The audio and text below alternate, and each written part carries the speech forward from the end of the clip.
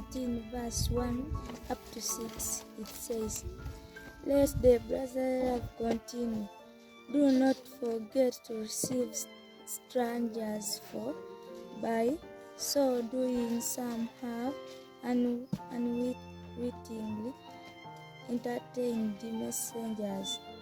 Remember the prisoners, or as if chained with them, and those being mistreated, since you yourselves also are in the body. Let marriage be respected by all, and obeyed by and filled by Elohim shall judge those who were and adulterers in manner.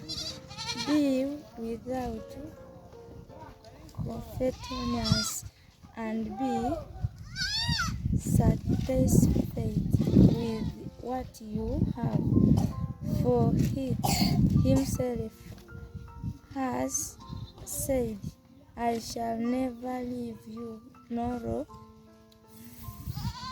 forsake you.